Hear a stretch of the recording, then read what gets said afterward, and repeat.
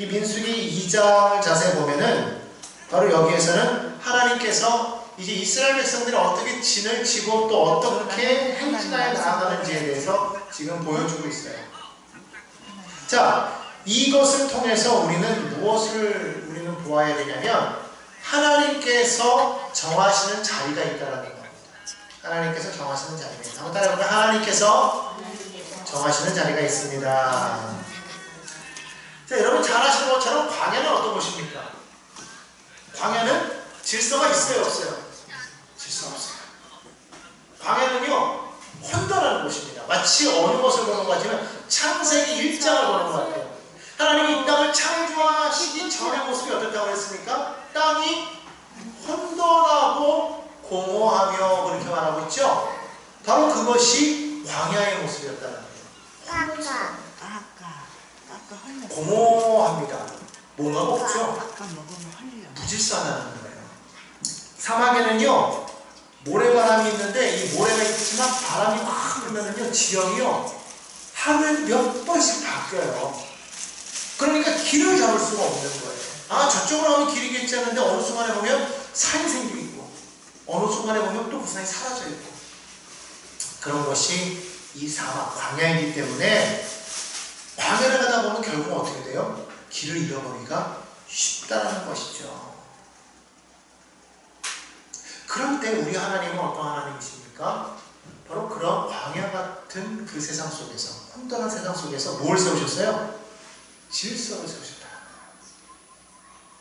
하나님께서 이 혼돈한 세상 속에서 무엇을 하셨습니까? 빛이 있으라 하시니 빛이 있음으로써 무엇을 만드셨어요?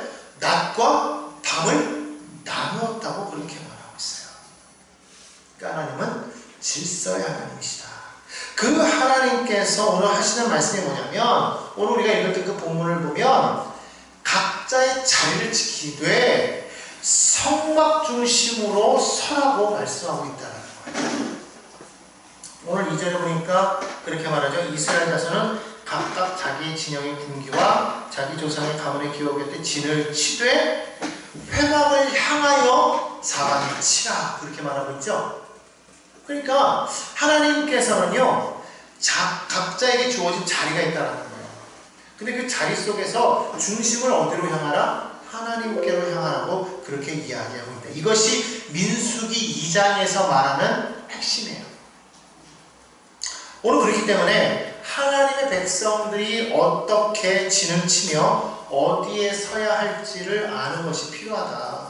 오늘 성경이 그걸 말해주고 있다는 거예요. 다시 말하면 오늘 이 2장에서는요, 단순히 그냥 각각의 그 지파들이 어디에 진을 치고 어떻게 행진해 나아가는 것을 말하려고 하는 것이 아니라 그들의 신앙의 중심이 어디에 있어야 하는 것을 보여주고 있다는 거예요. 어디입니까? 하나님이라는 것이죠. 그러므로 우리가 첫 번째로 보아야 될 것은요, 바로 하나님은 질서의 하나님이시다. 한 달에 보면 하나님은 질서의 하나님이십니다. 오늘 2절 상반절에 보면 이렇게 말하고 있죠. 이스라엘 자손은 각각 자기의 진영 곁에 진을 치되 그랬어요. 계속 그냥 밑으로 내려가면 됩니다 하면은요, 다시 올라가지 않아도 돼요. 자, 하나님은 질서의 하나님이시다. 그럼 첫 번째로, 큰 일관을 잡은 첫 번째로, 하나님은 무질서 속에서도 질서를 세우신다는 거예요. 앞에서도 말씀드렸던 것처럼 창세기 1장은 바로 이 세상의 혼돈을 가리키고 있다고 이렇게 말씀드렸어요. 그러죠? 네. 바로 그런 속에서 하나님께서는 무엇을 만드셨습니까? 질서를 만드셨다고 성경은 말씀하고 있습니다. 낮과 밤, 그리고 하늘과 땅, 바다와 육지를 만드셨다는 거예요. 이것을 보면서 우리가 깨달을 수 있는 건 뭐예요? 하나님은 처음부터 질서의 하나님이셨다는 겁니다. 하나님은 질서의 하나님이셨다. 오늘 이 민수기에서 장막을 배치하는 그 모습은 바로 이와 같은 하나님의 창조 질서의 연장으로 우리가 바라봐야 된다는 거예요. 하나님의 통치가 공동체 속에서 구체적으로 드러나고 있는 모습을 보여주고 있다는 겁니다. 그냥 아무렇게나 진을 친 것이 아니에요. 자기가 원하는 대로 친 것이 아니라 하나님께서는 각각 지파를 딱딱 정하면서 동쪽에는 어느 지파, 서쪽에는 어느 지파, 이렇게 동서남북을 나누어 가지고 세 지파씩 사방을 둘러싸서 그 자리에 장막을 치라고 그렇게 지목해주고 있다는 것이죠. 체계적인 모습을 보여주고 있다는 거예요. 그래서 이 모습을 통해서 바울은요, 고린도전서 14장 34절에 이 하나님에 대해서 이렇게 이야기를 합니다. 한번 읽어볼까요? 시작. 하나님은 무질서의 하나님이 아니시오 오직 화평의 하나님이시라. 하나님은 무질서의 하나님이 아니시라. 근데 그 반대로 뭐라고 말해서 하나님은 화평의 하나님이시라. 그러니까 화평은 어디에서 올 수가 있는 거예요? 이 말씀대로라면 질서 속에서. 질서 속에서. 그러니까 무질서 속에서는 화평이 있을 수가 없어요. 혼란만 있죠. 혼란이 가능합니다. 질서가 있을 때 뭐가 있을 수 있다? 화평함이 있을 수가 있다. 그렇죠? 우리가 신호를 보면 신호가 정확하게 잘 지켜지면 사고가 나요, 안 나요? 안 나죠? 근데 그 신호가 있는데도 불구하고 신호를 어기면 사고가 날 수밖에 없죠. 우리의 삶과 마찬가지인 거예요. 그렇기 때문에 우리가요, 신앙생활을 한다고 그럴 때 어떤 사람은 신앙에서 열정만을 추구하는 사람이 있어요. 열정을 가지고 나아갈 때 이것이 올바른 신앙입니다 라고 말합니다. 그러나 그렇지 않다는 것이죠. 진정한 신앙은요, 하나님의 질서를 인식하고 그 질서를 따라가는 것이 진정한 신앙이라고 성경은 말씀하고 있다는 겁니다. 자, 그러면요, 하나님께서는 왜 각각의 그 자리를 정하여서 세우셨을까요? 바로 거기에는 두 번째로 하나님께서 세우신 목적이 있다. 한번 따라서 하나님이 세우신 자리에는 목적이 있습니다. 하나님께서는요, 각 지파의 위치와 역할을 정해주셨어요. 이 말은 무슨 말이냐면 각 지파가 각자의 자리와 역할에서 벗어나면 그 공동체가 무너진다는 것을 뜻한다는 것이죠. 바울은 고린도전서 12장 88절에서 이렇게 말합니다. 함께 읽습니다. 그러나 이제 하나님이 그 원하시는 대로 지체를 각각 몸에 주셨으니, 거기 보면은 뭐가 있어요? 하나님이 원하시는 대로라고 말하고 있습니다. 하나님이 그 원하시는 대로. 각각의 지체를 하나님께서 그 자리에 두신 것이 하나님이시라는 거예요. 눈은 거기 있어라, 코는 여기 있어라, 입은 여기 있어라, 귀는 여기 있어라. 이것이 각각에 보면 다 자리가 있어요. 생각해 보십시오. 발이, 나는 왜 맨날 밑에만 있어? 나도 위에 가고 싶어. 그래서 만약에 발이 여기 왔다고 하잖아요. 그 모습이 어떨 것 같아요? 되게 이상하겠죠. 야, 너 나와 자리 바꾸자. 발이 여기 있고 눈이 저 아래에 있어요. 그럼 제대로 다닐 수가 있을까요? 못다닐 거예요. 이것을 이렇게 해놓은 것은 누구시냐면 바로 하나님이시라는 거예요. 그렇기 때문에 하나님께서 각각의 그 지체를 그 몸에 두신 분이 바로 하나님이시기 때문에 각각의 지체는 나는 이 자리가 싫어가 아니라 하나님이 두신 그 자리에서 최선을 다하고 충성을 다할 필요가 있다는 것이죠. 그럴 때 온몸이 온전히 행할 수가 있더라. 공동체도 마찬가지라는 거예요. 크고 작은 게 문제가 아닌 거예요. 나는 많은 일을 하고 나는 적은 일을 하고 나는 중요한 일을 하고 나는 좀 중요하지 않은 일을 한다가 아니에요. 그 모든 것이 각각에 주어진 그것이 다 맞춰져 있을 때 그 공동체가 온전해질 수 있다는 거죠. 그 성경에서 말하지 않습니까? 다 목사겠느냐? 다 사도겠느냐? 다 교사겠느냐? 아니라는 거예요. 각각의 저마다 주어진 역할이 있고 자리가 있어서 그것을 온전히 지킬 때 그 공동체가 온전히 서서 나아갈 수가 있다는 거예요. 그렇기 때문에 여러분 그림도 보십시오. 우리가 퍼즐이라는 그림을 만들지 않습니까? 퍼즐을 이렇게 맞추다 보면 어떤 것은 그림의 핵심이 되는 퍼즐 조각이 있는가 하면 어떤 것은 여백을 만드는 퍼즐 조각도 있어요. 여백이 아무것도 아닌 것 같아도 그 여백이 차지하고 있는 그 퍼즐 한쪽으로만 빠져도 그 그림이 완성이 되지 않아요. 그렇기 때문에 아무런 내용도 없고 여백 같은 그런 조각이라고 할지라도 그 조각이 없으면 그림이 안 되듯이 그 공동체 안에 내가 차지하고 있는 부분이 나는 마치 여백과 같고 아무것도 하지 않는 것 같아도 그 한 사람이 없으면 그 공동체는 온전하다, 온전하지 않다. 온전하지 않다. 그렇기 때문에 여러분 각자는요, 각자 한 사람 한 사람에게 주어진 그 역할이 얼마나 중요한지를 깨달으시기를 바랍니다. 바로 그것을 내가 그렇게 한 것이 아니라 누가 맡기셨더라? 하나님이 그렇게 맡기셨다라는 거예요. 하나님이 그 자리를 주셨다라는 거예요. 그렇기 때문에 오늘 우리의 신앙에 있어서도 내게 주어진 자리를 지키는 게 정말 중요합니다. 교회뿐만이 아니에요. 가정에서도 마찬가지고 사회에서도 마찬가지고 내게 맡겨진 그 사명과 역할을 벗어나면 결국 그 공동체는 불완전해지고 무너질 수밖에 없다는 것이죠.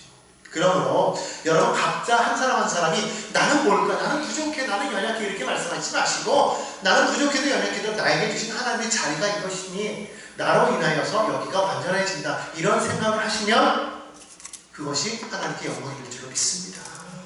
오늘 그러므로 여러분 기억하십시오. 내게 주어진 자리가 무엇인지를 우리가 정확하게 알고 그것에 충성을 다하는 저와 여러분이 되기를 주님의 이름으로 축원합니다. 그런 질서가 온전히 이루어지기 위해서는요, 이러한 사명의식이 있어야 돼요. 다시 말하면 사명의식이 없으면 질서가 세워지지 않아요. 질서가 세워지지 않으면 결국 혼돈되어지고 무너질 수밖에 없다는 것이죠. 자, 그렇다면 하나님께서 내게 주신 이 자리가 어떤 자리냐? 바로 이 자리가 예배 자리다. 그리고 이 자리가 사명의 자리다. 내가 서 있는 그곳에서 내가 온전히 내 역할과 내 사명을 온전히 지킬 때, 다시 말하면 내 자리를 온전히 내가 지킬 때 그것을 통해서 하나님이 영광을 받으신다는 거예요. 그것을 통해서 예배를 받으시고 그것을 통해서 하나님이 기뻐하신다는 것이죠. 그러므로 진정한 믿음은 뭐냐면 내게 주어진 그 자리를 아멘 감사하면서 지키자.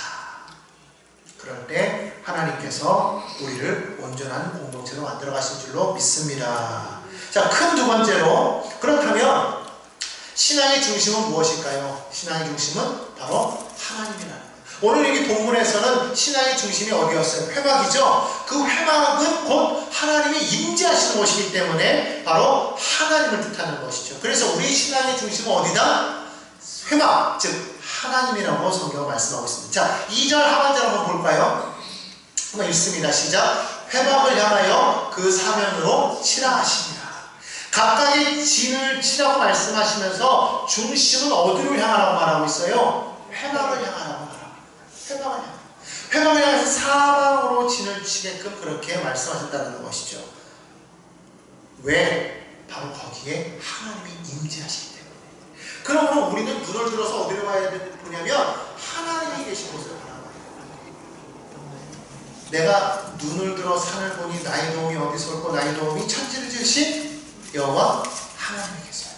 아, 나는 언제나 어디를 바라봐야 되니? 하나님을 바라봐야 되는 건 마치 해바라기가 해를 바라보듯이 우리는 누구를 바라봐야 돼요? 주님을 바라보는 것이죠. 어떤 분은 말하더라고요. 그래서 우리는 해바라기가 해를 바라봐서 해바라기듯이 우리는 주님을 바라봐서 주바라기다 그런 얘기 하잖아요. 우리는 뭐가 되어야 되는 거예요? 주바라기가 되어야 되는 거예요. 오늘 여기 성경에 보니까 모든 지파가 어디를 향해서 진을 쳤어요? 회막을 향하여 진을 쳤다라는 거예요. 자, 이것은 무엇을 뜻하냐면요, 이스라엘의 중심이 모세도 아니고 아론도 아니고 누구다? 하나님이라는 거예요. 시편 16편 8편은 이렇게 말합니다. 한번 읽어볼까요? 내가 야훼를 항상 내 앞에 모시며 그가 나의 오른쪽에 계심으로 내가 흔들리지 아니하리로다.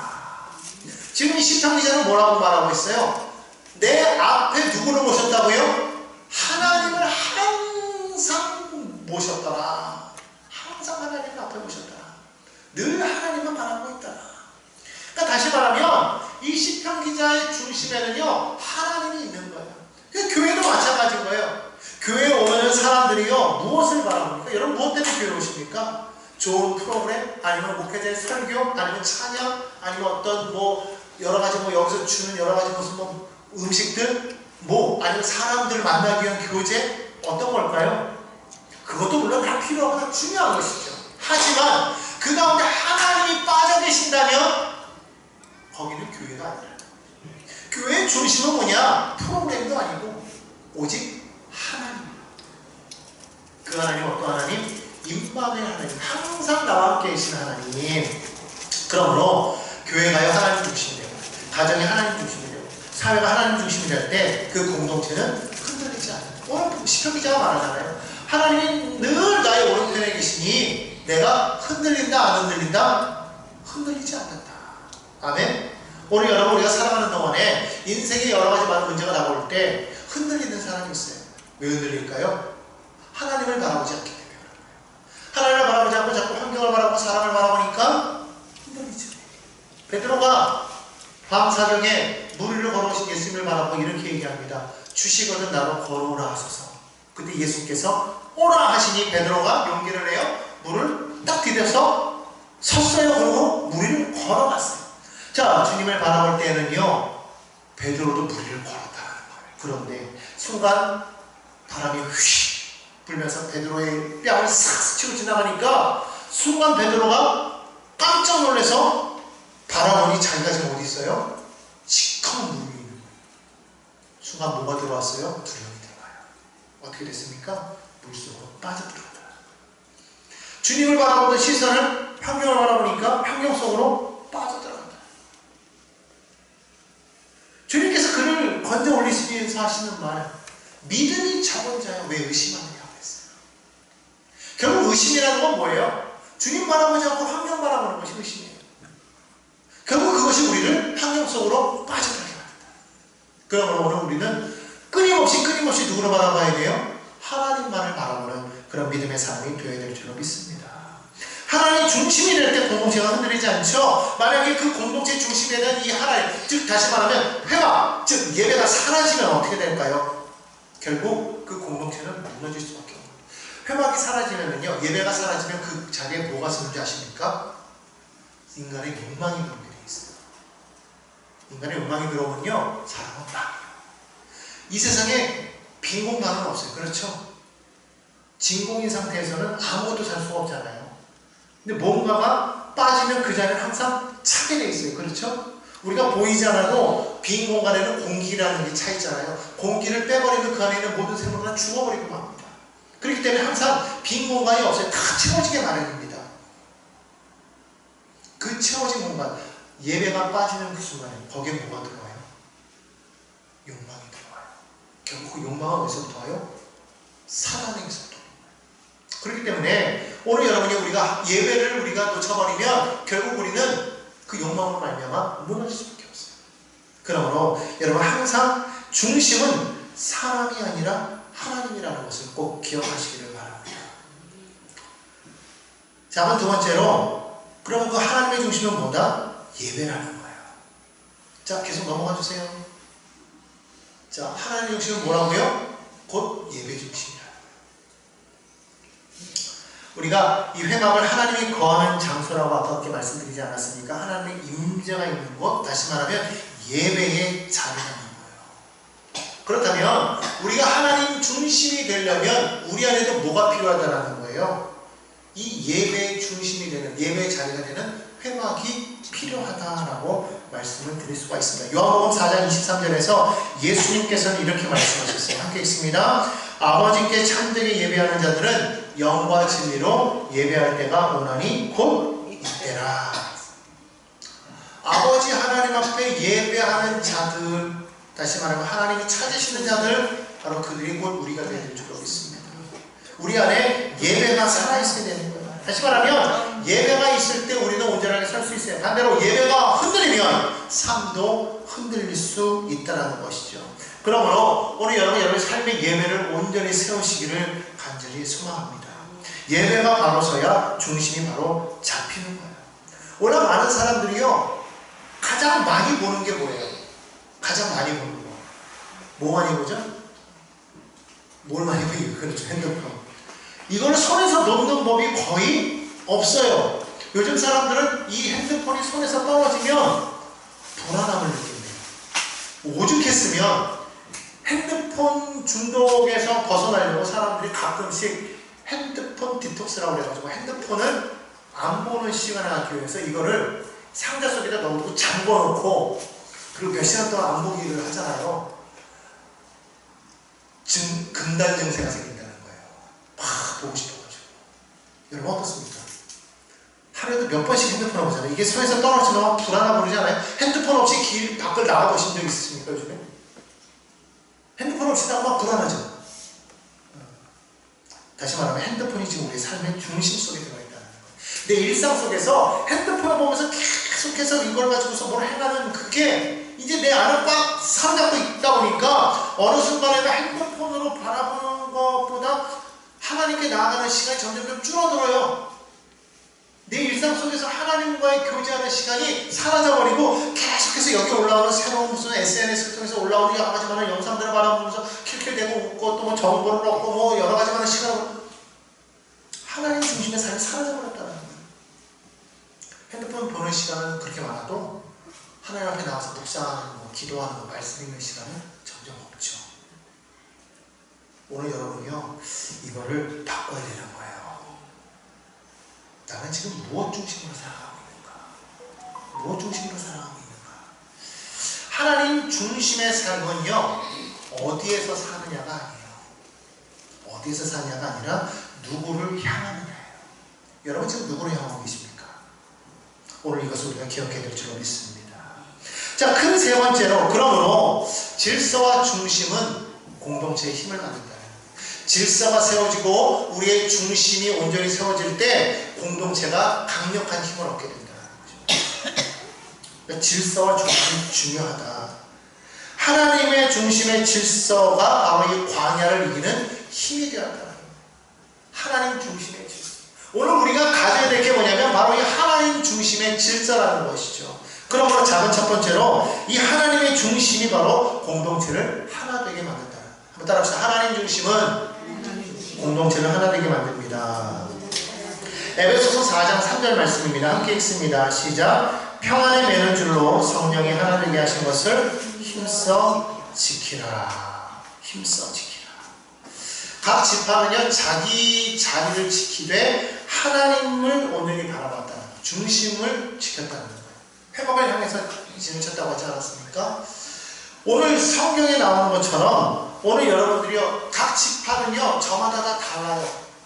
특색이 다 다릅니다. 성격도 다 다릅니다. 각각 맡은 일도 다 다릅니다. 그러나 그러한 속에서 이 각각의 지파가 하나의 민족을 이루었다는 거예요. 12 공동체가 하나의 민족을 이루었다는 거예요. 이게 참 중요한 거예요. 어떻게 이게 가능할 수가 있었을까? 중심이 있었다. 그 중심을 통해서 공동체가 하나 되었다는 거예요. 그렇지 않으면 결국 무너질 수밖에 없지 않습니까? 우리만 봐도, 우리나라만 봐도 동서로 갈렸잖아요. 그죠? 그잖아요. 남북으로도 갈렸지만 동서로 갈리잖아요. 서로 지역 얘기하고, 예전에는 지역이 각각의 나라였었기 때문에 그런 영향도 있겠지만 그런 것 때문에 아직도 그러한 알력이 있잖아요.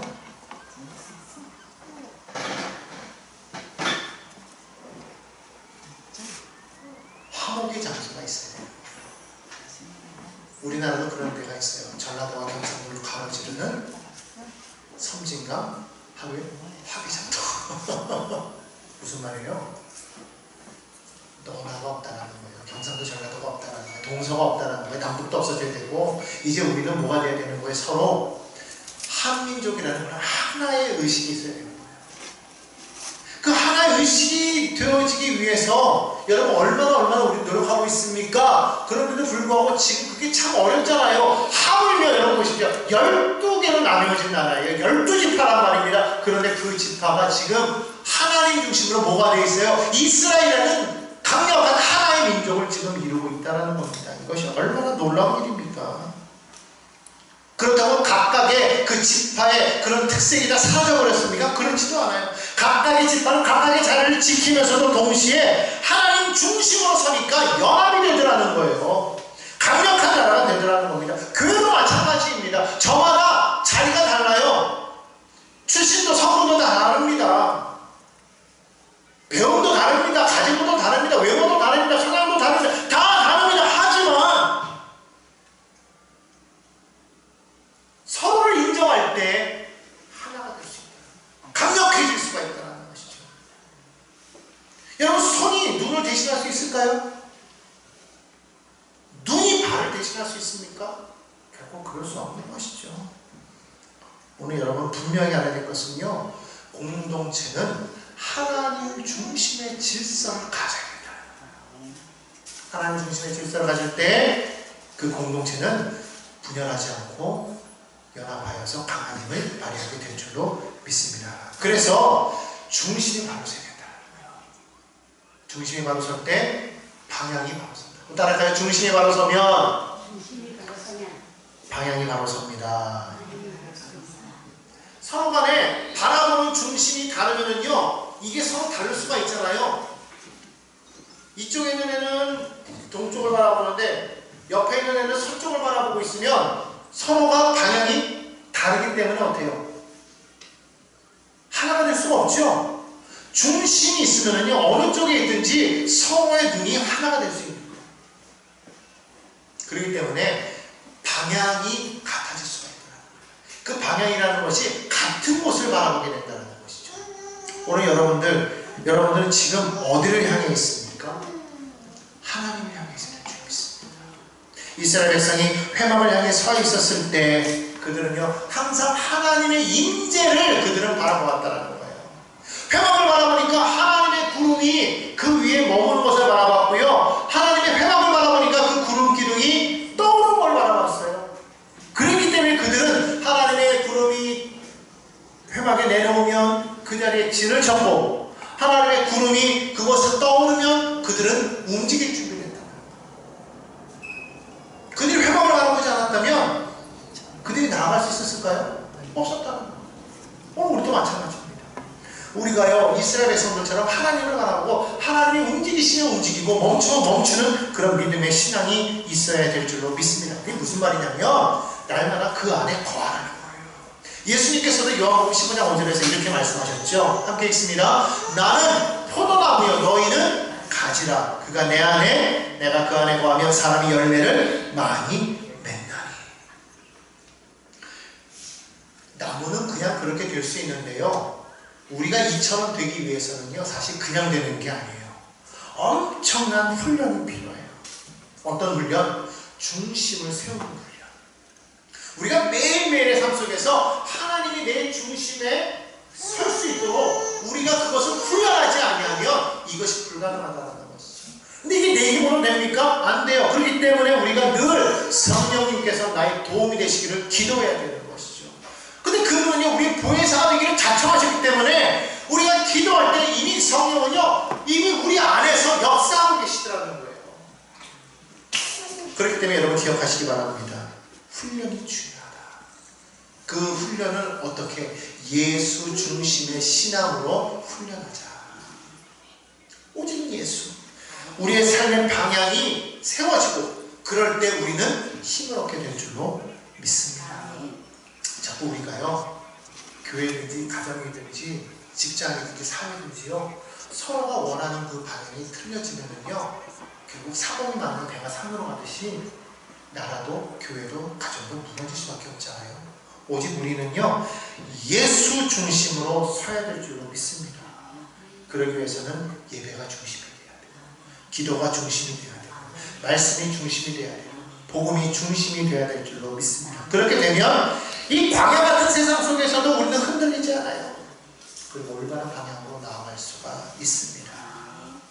그러므로 여러분, 우리 신앙이 안정되고 우리가 올바른 공동체로 세워 나갈 수 있으려면 하나님 중심의 질서로 서자.